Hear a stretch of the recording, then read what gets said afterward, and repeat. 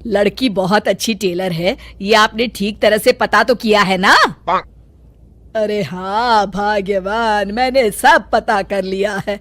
अब तुम चलो, देर हो रही है। मेरी समझ में एक बात नहीं आती कि तुम मेरी शादी करने की बात करने जा रही हो माँ, या अपने दुकान के लिए नई टेलर देखने जा रही हो? अरे चुप कर, अभी तू बच्चा है, दुनियादारी के बारे में तुझे कुछ नहीं पता। अरे तू तो एक प्राइवेट कंपनी में काम करता है, और प्राइवेट कंपनी का क्या भरोसा। लेकिन माँ, अरे तेरे पिताजी से पूछ ले, इन्होंने अपनी जिंदगी में कितनी नौकरी पकड़ी है और छोड़ी है। अरे वो तो मैं थी जो सिलाई करके घर चलाती थी। अरे बेटा, बुरा वक्त कभी फोन करके नहीं आता। टेलर बहू लाऊंगी तो मेरे साथ दुकान में सिलाई करेगी, समझा? चल अब। दोपहर होने तक तीनों लड़की वालों के घर पहुंच जाते हैं। सभी बातें और चाय पानी होने के बाद, बहन जी, आपका बेटा रोहित एक अच्छी कंपनी में काम करता है और अच्छी तनख्वाह भी है। बस हमें और कुछ नहीं चाहिए। हमें आपका बेटा बहुत पसंद है। हमें भी आपकी बेटी मीना पसंद है जी। मुझे लगता है हमें बच्चों को भी आपस में बात करने का मौका देना चाहिए। हाँ हाँ, आपने बिल्कुल सही कहा भाई साहब। जाओ बच्चों, बाहर जाके बात कर लो। अरे आप रुकिए जी। अच्छा ये बताओ बेटी, तुमने सिलाई कहाँ से सीखी है? जी, दीनानाथ इंस्टीट्यूट से। अरे बहन जी, मेरी बेटी इस मोहल्ले में सबसे अच्छी ब्लाउज सिलती है और एक से बढ़कर एक डिजाइन भी बना लेती है। अच्छा, चल बेटी, जरा तेरे हाथ की कारीगरी देख लेते हैं। अरे माँ, ये सब करने की क्या जरूरत है? अरे तू चुप कर। लोग ऐसे ही बड़ी बड़ी बातें करते हैं कि हमारी लड़की को तो सब आता है, बाद में असलियत सामने आती है। इसलिए मैं कोई गलती नहीं करना चाहती, तू चुप करके बैठ। मीना शांति देवी को 2-3 प्रकार की बढ़िया बढ़िया डिजाइनदार ब्लाउज बनाकर दिखाती है। ये देखिए, ये है प्रिंसेस कट। अरे वाह बेटी, मान गए तुझे। तू तो मुझसे भी अच्छा ब्लाउज सिल लेती है। चलिए बहन जी, हमें तो आपकी बेटी पसंद है। अब इसी बात पर मुंह मीठा कराइए। जी बिल्कुल। इस तरह रोहित और मीना की शादी हो जाती है। शादी के अगले दिन से मीना अपनी सास के साथ सारा दिन दुकान पर सिलाई करती रहती और अपने पति रोहित को जरा सा भी समय नहीं दे पाती थी। फिर एक दिन रोहित फोन करके मीना से कहता है, मीना, आज शाम को हम दोनों किसी अच्छे रेस्टोरेंट में खाना खाने चलेंगे। तुम तैयार रहना, मैं ठीक वक्त पर पहुंच जाऊंगा।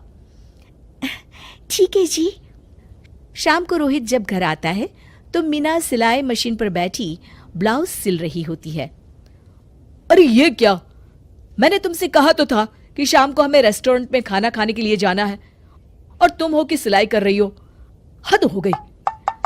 मुझे माफ कर दीजिए जी, क्या करूं, ये ब्लाउज मुझे कल अर्जेंट सील कर देनी है।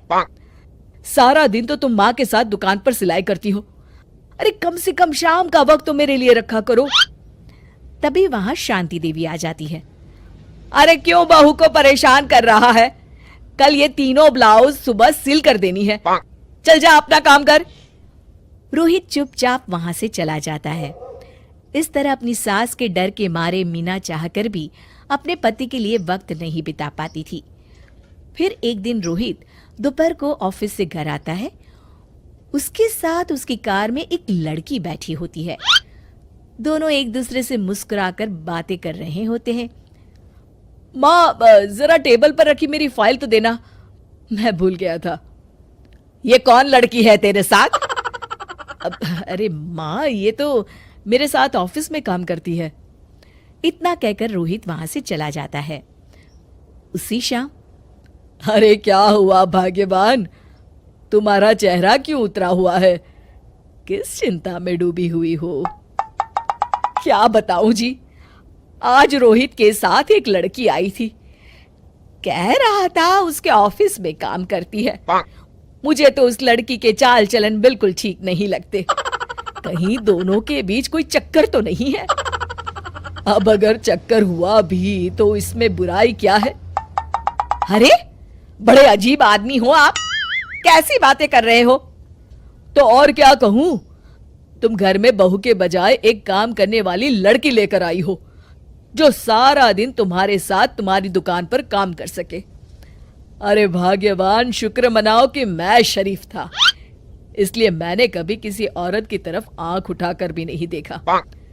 पर अब हर कोई तो मेरे जैसा नहीं हो सकता ना। इतना कहकर गिरधारी वहां से चले जाते हैं। शांति देवी समझ जाती है कि गिरधारी क्या कहना चाहते हैं।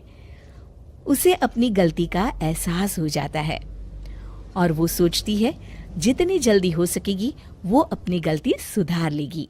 और इसीलिए 2 दिन के बाद, रोहित बेटा, मैं चाहती हूं कि कुछ दिनों के लिए तू अपनी ऑफिस से छुट्टी ले ले। क्यों, क्या हुआ माँ? अरे कुछ नहीं बेटा, मैंने तेरे और बहू के लिए शिमला की 2 टिकट बुक की है। मैं चाहती हूं कि तुम दोनों कुछ दिनों के लिए बाहर घुमाओ। क्यों बहू, ठीक है ना? सासू माँ की बात सुनकर मीना का चेहरा भी खिल उठता है। वो शर्मा कर कहती है, जी माँ जी, जैसा आप ठीक समझे। और इस तरह शांति देवी पूरी तरह से बदल जाती है। शिक्षा, बहू को बहू नहीं बल्कि बेटी समझना चाहिए और ना कि काम करने वाली नौकरानी।